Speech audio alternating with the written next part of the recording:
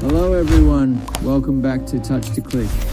In today's video, I will show you how to check drivers in Windows 10 and explain everything in a simple and clear way.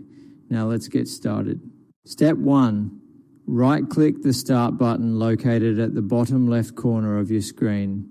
This button gives you quick access to important system tools. It is useful because it helps you reach settings and management options easily. Step 2. Click on Device Manager from the list. Device Manager is a built-in Windows tool that shows all the hardware connected to your computer. It helps you manage, update, and troubleshoot drivers. Step 3. Expand a category such as display adapters or network adapters. These categories organize your hardware into sections. Expanding them allows you to see the specific devices installed on your system. Step 4. Right-click on the device you want to check.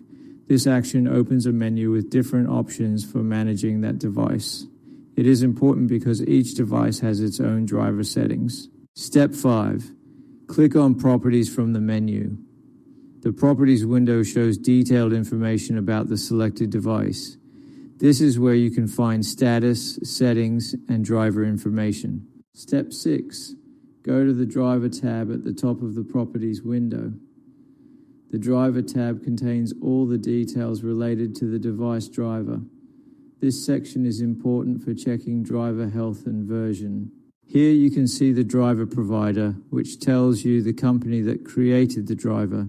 You can also see the driver date and driver version to know how old or new the driver is. The digital signer shows whether the driver is officially verified by Microsoft. You can also click Update Driver to install the latest version if available. The Rollback Driver option lets you return to a previous version if the current one causes problems.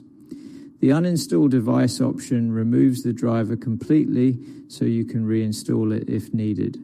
Thank you for watching, and don't forget to subscribe to Touch to Click for more helpful videos.